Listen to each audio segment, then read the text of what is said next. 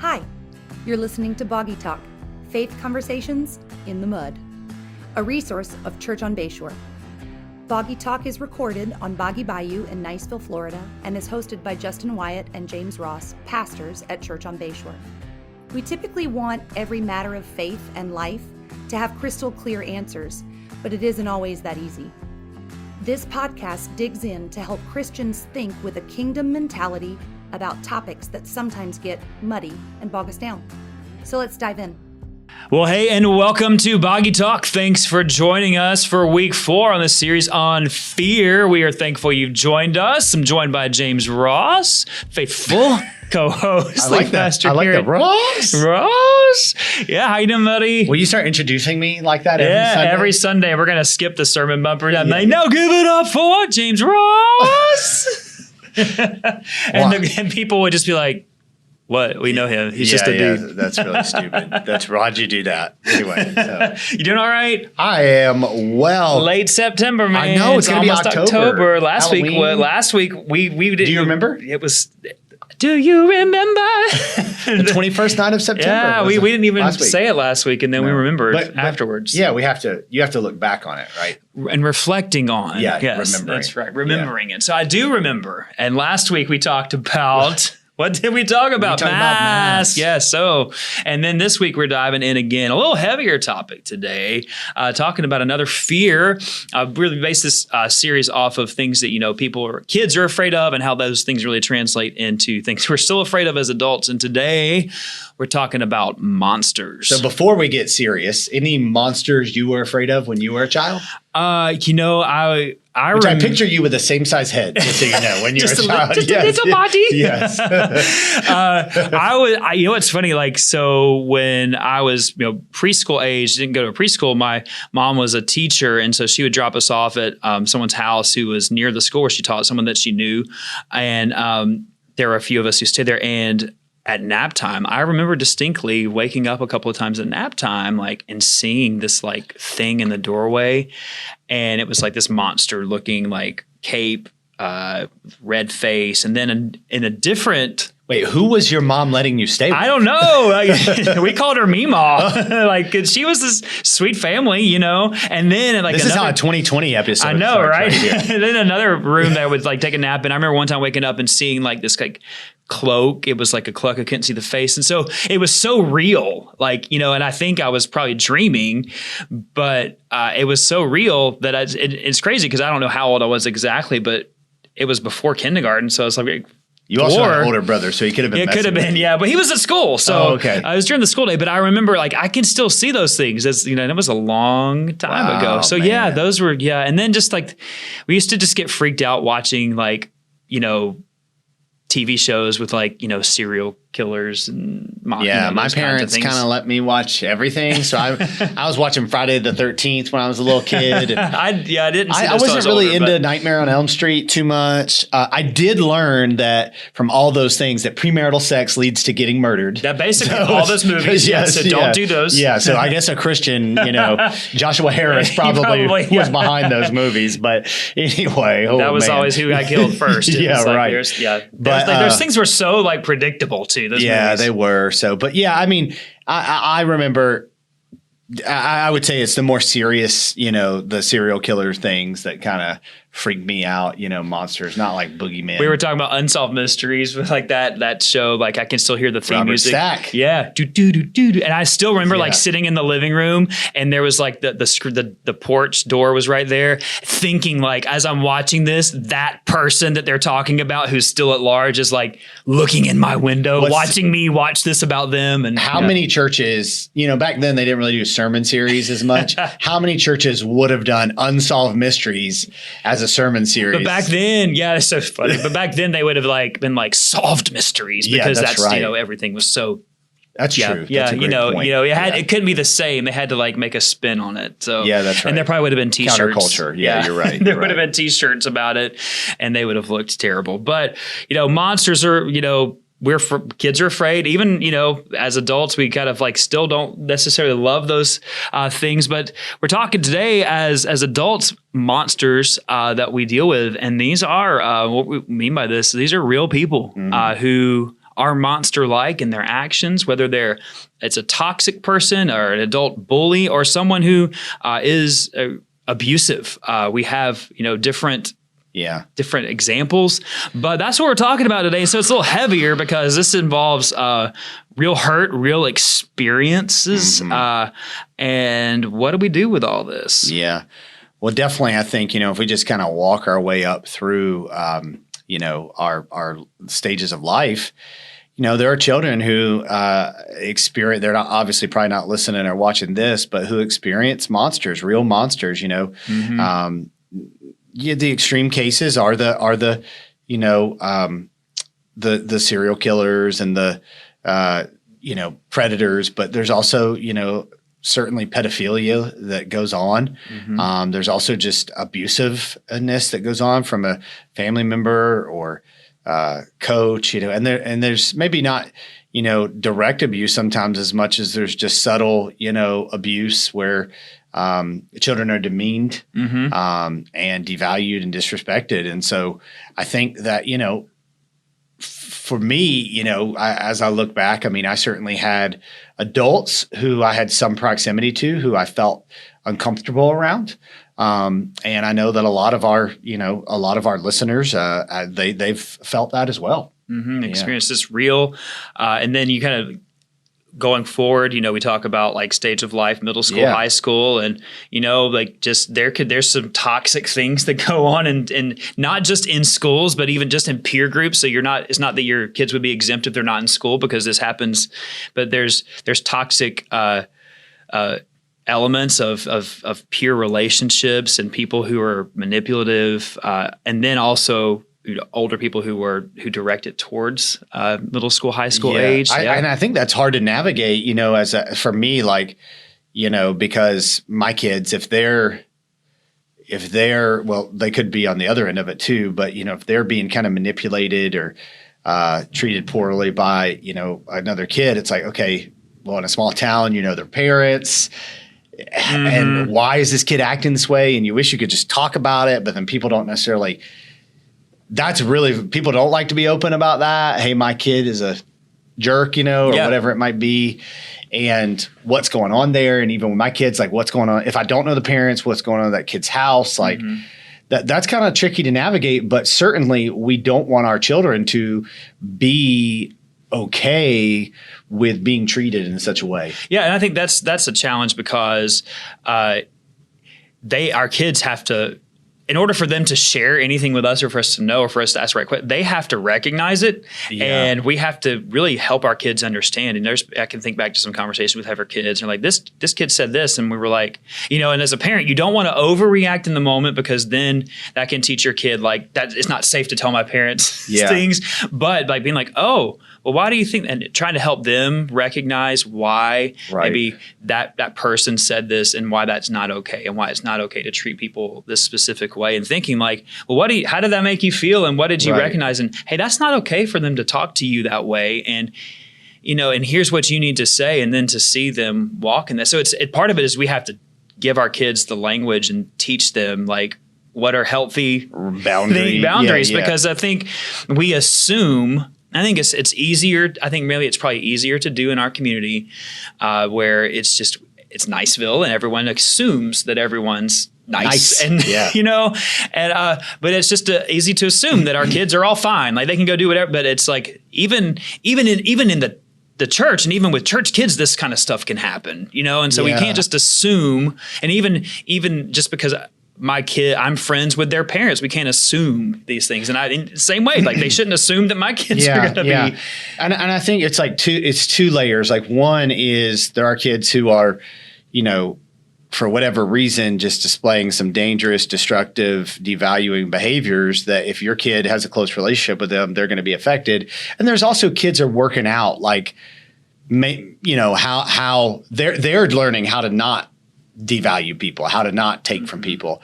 And so I think like the level of vulnerability and closeness that your child has, I think leads them more susceptible to that. And so that's why, personally, our children are not allowed to have best friends. We're not allowed to say I have a best friend. Now they might have who in their mind is their best friend.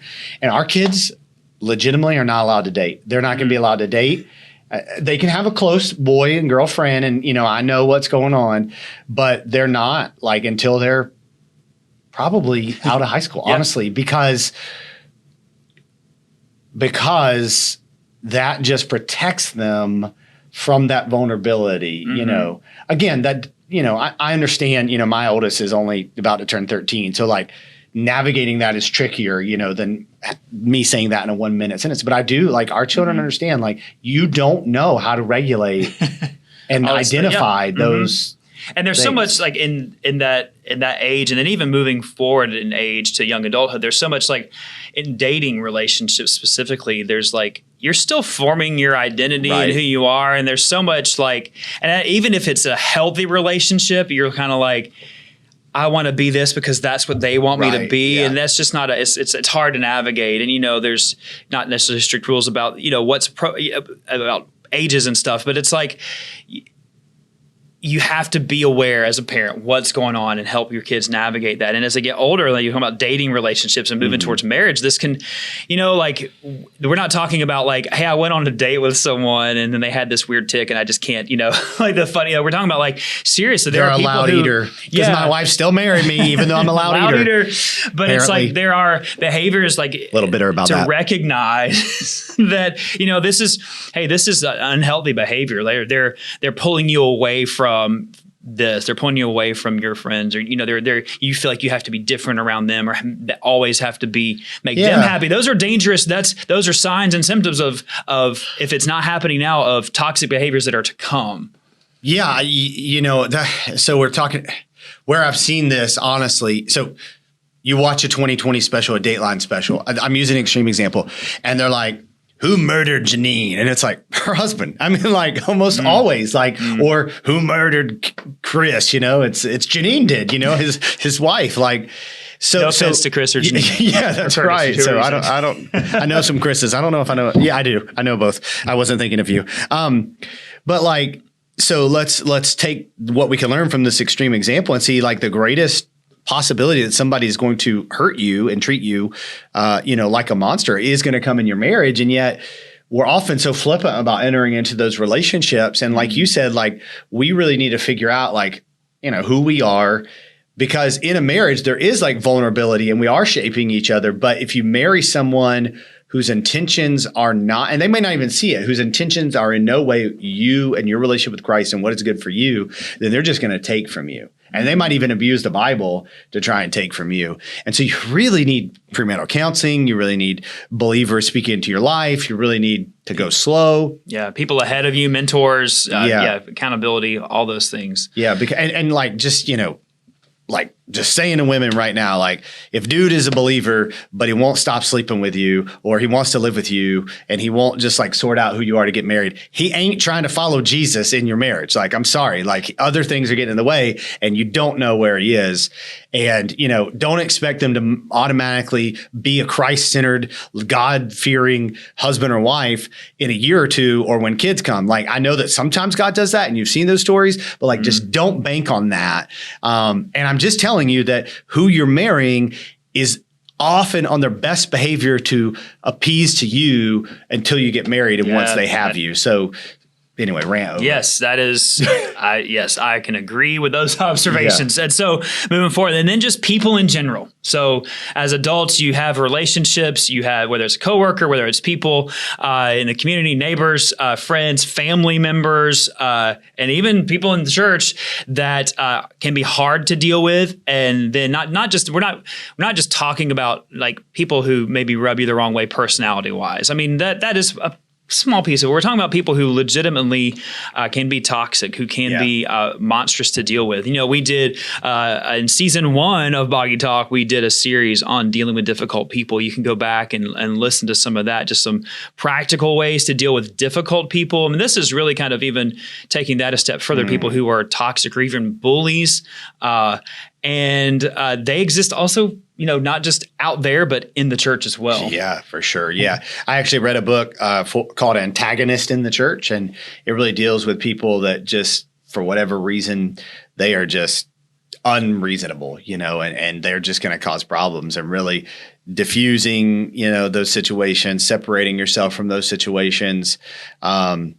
not giving those people, authority, dealing with the problem quickly. Like we just can't, those people in our lives, like we just can't facilitate them continuing to go. And so we're kind of getting into the vice thing. But what I would say ultimately, like, is we may have a difference. So it may just be a difference with how somebody treats us, how somebody personality. Okay, that is what it is. Here's really how to know if they're more on the monster side. You tell them how they talk or how they treat you, how it makes you feel.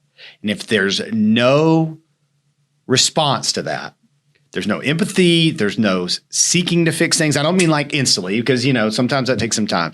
But if there's no humility towards that, that's a dangerous sign. Like if they're like, well, I don't care how you feel. This is who I am. Deal with it. It's like, yeah. Ooh. That's dangerous. Yeah, and I that's think dangerous. that happens a lot of times. People use the personality card as a cop-out. Like, this is how I am. You're going to have to deal with it. You adjust. And that is, no relationship works that way, where it's you do all the adjusting to me. That's controlling. You really, that legitimately can be just toxic sin. That could also be, a legitimate, and I say this humbly, that could be a legitimate sign of mental illness. Yeah, I agree. And that where there's extra help that's needed, where it's all your fault. It's never my fault. You got to adjust to me. Like that is, you can't continue in that. And then right. you something has to give. Yeah, and doesn't mean you don't love that person, respect that person, but respect and trust, with somebody are just not the same thing, and we talked about this before, like, I love and respect a lot of people who I'm not allowing to be alone with my children ever. Like, that's just doesn't mean I don't love and respect them. I just don't trust them that way. And so specifically if I don't know them, I have still respect for them and love for them, but I don't know them. So why would I trust them, with so I think like same with our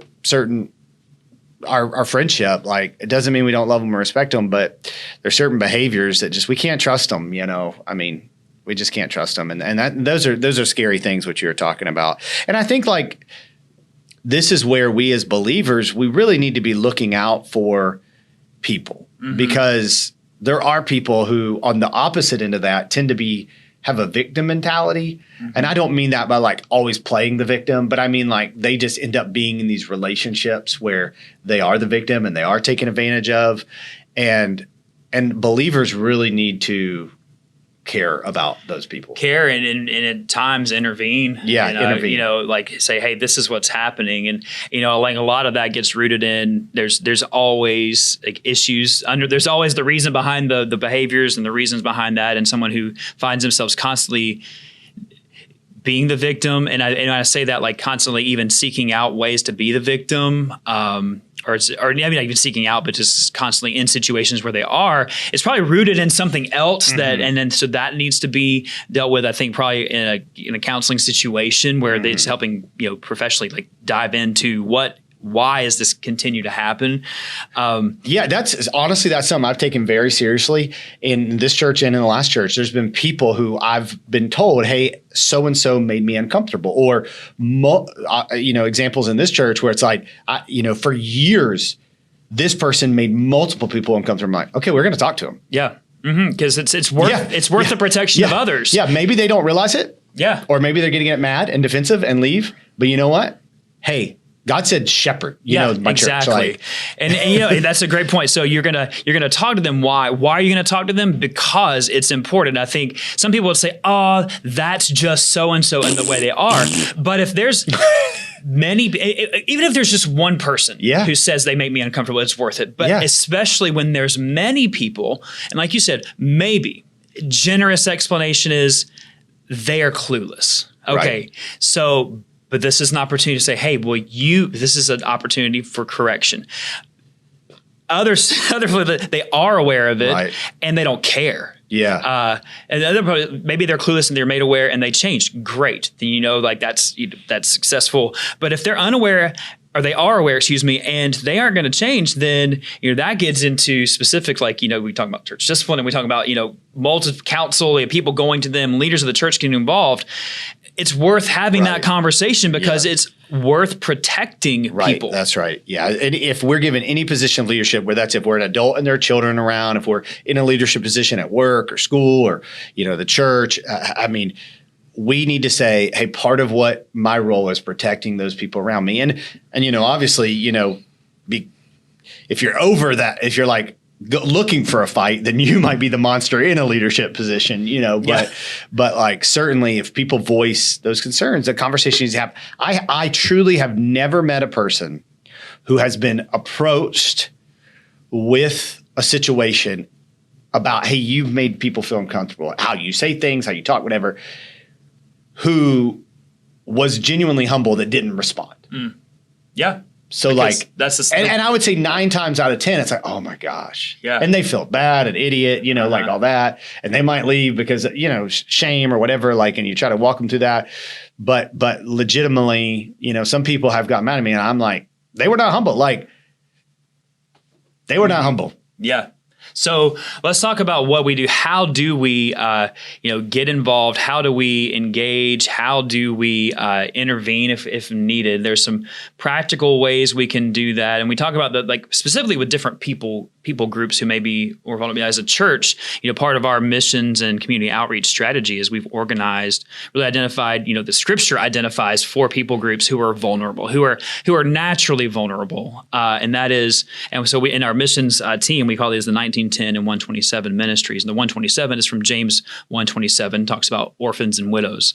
And then Leviticus 19:10 talks specifically about the sojourner, the refugee, as we would say, in 2021, and the poor, those who, for whatever reason, don't have resources. And those people group, those are just 2 verses, but those are people groups that are referenced throughout Scripture as vulnerable. They're just naturally vulnerable because of circumstance, and they're constantly identified as people that God's people are called to serve. Yeah. And so we look for ways to be engaged locally in our community for those people groups. When I say people groups, I'm just saying because that's what they are. And then even globally, looking at ways, how do we serve these people to help meet needs of where they are, but also to, as a form of protection. Yeah, you're right. These are vulnerable people. I'm amazed at the number of professing Christians who aren't doing any of that. Yeah. I mean, I'll just be honest with you. I don't know how you profess Christ, read the Bible, and are like, yeah, I'm going to do me. Mm-hmm. Yeah. I just don't get it. Yeah. I think about our benevolence ministry, and, that's set up specifically to walk with people who are facing financial crisis. Yeah. And so a lot of times that's just meeting an immediate need. And then those people will just walk on, we may not see them again, or they may come back. But what our benevolence ministry does have is they're willing to walk alongside anyone who's willing to be walked. And that is an incredible thing. So I think some people would say, well, why do you just give money? Because they're just going to take it and then they're just going to come back. Well, yeah, they might. A lot of them are. Yeah. But for the one, if we prioritize the one over the 99, if we're going to get an opportunity with one, isn't it worth it? Yeah. But what if it takes them coming back 6 times, 7 times over the course of several years to have that opportunity? Because that's the first. We could be the first people who've been consistent in their lives. We just don't know. And I think that's a lot of times is that we assume a lot of motives as to why people are the way they are, how they got to where they are. Mm-hmm. And, did Christ do that for us? Yeah, I would say you have 3 things if you're ministering to the poor. Either you're going to have the ones that are just, they're selfish. They, for whatever reason, feel like living off of other people is the way they should be. 2 is you're going to have the people who are in a bad spot. They don't fully see why they're there. They're not fully open to help, but the kindness begins to teach them. And then the 3rd is the person who really wants help and needs help. Mm-hmm. And I think you're never going to find out. You can discern pretty quickly on those. And I would say the first one I mentioned, you probably might say, hey, we're not going to help them, or we'll help them the minimum, The second one, you're we're going to keep helping them because we think, they do appreciate it and it is grace. And the 3rd, hey, we're able to help. But you're never going to, if you don't engage at all, you're never going to know. And I would say that's on a personal level, even if it's not money, but in general with money, like I think you got to be out there as a church doing something to really meet those people. I think if, we just don't know people's stories. We don't know where they're coming from, but we have those opportunities. You think about there's an organization here in Niceville called Calm House, and we financially support them, and it's crisis aid for littles and moms, and their whole purpose is for single moms who are escaping situations. Right. And they are asking. They as an organization, as a ministry, are asking let's be holistic in our care and help you identify how you got in this situation. But they're not like, you got yourself in this situation, so deal with it. No, they're actually restorative in their services and care. And that's the goal in this, is that oftentimes people are in situations, not always, people are in situations like this because of a monster, because of something, I think of our kids that we serve through adoption and foster care, oftentimes the circumstances are that there's been someone in their life who has been a monster, or whether they've been abused or neglected or whatever reasons they've been removed or been placed for adoption. There's often circumstances there where, this wasn't their choice, but it's reality. And so we're called to intervene. And monsters are looking for vulnerable people. Yes. Right? And if we, statistically, you look at sex trafficking numbers, the teens who are in foster care who leave foster care without adoption are like the primary target. Yeah. They're vulnerable. They are. And so we have to look and say, how do we help? Like, how do we engage, and how do we help as the people of God? Yeah, and adoption foster care, is just such a great issue to intervene at an early age, in these children's lives and help them to see that they are worth more than what a monster would tell them they are. Those monsters could be their parents. So monsters might, it's hard to not, their parents may just be people who were vulnerable to monsters, and now this cycle's repeating, but yet they're not protecting their children. And so you're able to speak into and help. And, I think that's definitely something that we can be a part of easily as believers. And, you guys have adopted, we're in our 6th year of fostering, it's messy, but man, I tell you what, it's hard. This is real. Yeah. Here's this child. I'm thinking about the ones, this is me protecting that child, you know, and who knows what them being in my home for however long they will be, will do. And then, refugees, I guess it's hard necessarily, for us, there's a huge disconnect because refugees typically go to big cities and all that. But I'm just discouraged by the number of believers who are that's not our responsibility. They belong to another country. It's what? So basically you're saying they haven't paid taxes to pay for your roads. Right. So because of that, they're not worth your help. Listen, the kingdom of God doesn't have a zip code, folks. Yeah, I know. It doesn't have borders. And, so it's why is that our response? And 1 out of 1,000 might be a terrorist. It's so we're not going to help the 999, and the odds. It's really 1 out of 100,000 might be a terrorist. It's crazy. So you think about specifically so racist. What's going on? Yeah, it is. It absolutely is. What's going on in Afghanistan right now? And people who are desperately trying to leave the country. And should we not help? Should we not provide relief? Should we not help those who want to escape? Oppressive regimes to do that, not just to say, well, don't, as long as you don't come here and overcrowd my school. Well, we need to take care of our own first. Okay, we do. Yeah. And we're continuing to work on that. I don't understand. That's such a silly argument, right? I found, and I wouldn't say this is the golden standard, that everyone, but I find that the people who say we need to take care of our own first usually aren't doing anything. Yeah, that's also true. Besides paying taxes. Yeah. And even then they're probably maybe no, but I think usually the people who say we should take care of our own first, even people who believe that we should are usually even people who are involved here and are passionate about whatever ministry or support locally or in the U.S. is, they still think we should help other people too. Right. It's usually people who aren't helping. But then, so those are specifically vulnerable people groups. And then we didn't say widows. Yes, widows as well. Yeah. Here as a church, we have incredible deacons and life groups who serve widows and widowers. But also they are so vulnerable. Yeah. I don't know what, with Christy's dad passing away a few years ago, and her mom's still in her 60s, but I don't know what it is, but somehow it's like immediately like everyone knew that he passed away, not like scammers. And so she gets all these calls, and it's like they know. And so that's a small example, but I think that's an example of the vulnerability, but just being able to provide, to care for needs, community. Yeah, there's so many needs. Yeah. there. So just real quick, foster and adoptive care. Our church is very connected to that. Reach out to either one of us. We'll get you connected to that.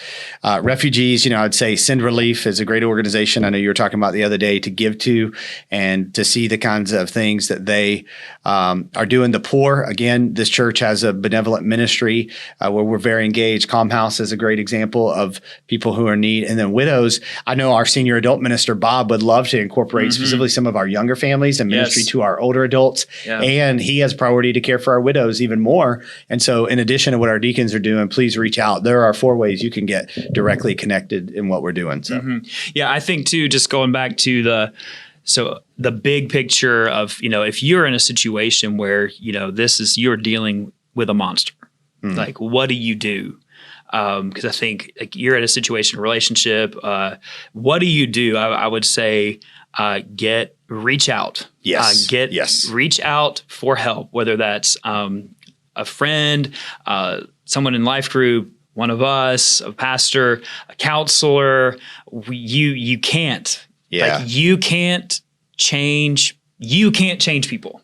Yeah. If you are scared where you are, I would just say, come to us. Like our church can be sued if we break confidentiality. So, we will be confident. We're not going to be the long-term person to help you because that's just not, we'll like pastor you and shepherd you, but like we're going to help you get pointed in the right direction.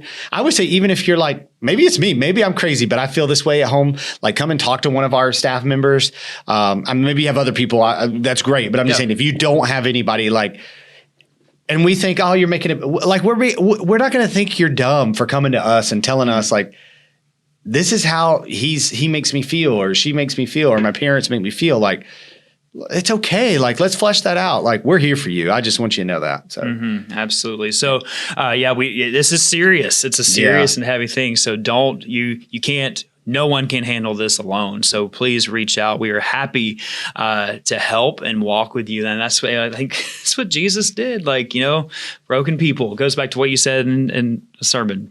Jesus came for the broken people because that's only kind of people there are. That's right. So we all are there. Well, all right. Well, I think, we ended this on a heavy note. I'm ready to transition into a new topic. What are we talking about next month? Hey, October is, there's a national month for everything now, but this one's actually been around for a while. October is National Pastor Appreciation Month. Oh, did you hear that? The next month, we're just going to sit around and talk about how great we think I appreciate you, the way, Justin. So, but what we're going to do, I'm excited about this, is we have some local pastors we're going to bring in from churches in our area and just interview them about their lives, their calling, their ministry, their churches, things that. Do I get to debate immersion baptism and speaking in tongues? Are you going to let me do that, Justin? We should have set it up as debates. That's what we should have done. Oh, but we're actually just going to interview them. He knew I would win all the debates. So That's right. It'll be hands down. So we're actually going to bring in some local pastors. We have Troy Hamilton from Rocky Bayou Baptist. We have Roel Osley from Cross Point. We have Chris Shinnick from Manna Church. And then we have a panel of younger pastors from some of the churches that this church has supported and walked alongside as well. I think they've all said yes. So we've got pastors from Sunrise City, Sean from Anchor Church, and also from Tad from Mosaic in Crestview. So that'll be an exciting, just a time to hear they're younger than us, and just their experience and what it's like pastoring churches. And at their stage. We'll ask them some hard questions. Yeah, too. we should definitely ask them some hard questions. And I'll give them a hard time. That's right. And then create sound, like some little clips and use them against them. And yes, exactly. Whatever they say off the record, we're going to say, this is off the record. That wouldn't be monster-like behavior, would it? To come to our church. Because we want everybody to come to our church. It's not about the kingdom. It's about our kingdom. Our numbers. That's right. Yeah. That's right. No, it's not. Just kidding. Don't take that out of context. You did it in a monster voice too. I did do it. I would hopefully know that was a monster voice. So, so that's where we're headed next month. We hope you'll join us. Thanks for tuning in this week, and we'll see you next time. Thanks for listening to Boggy Talk. We are so glad you joined in the conversation. Go ahead and subscribe so you don't miss a beat.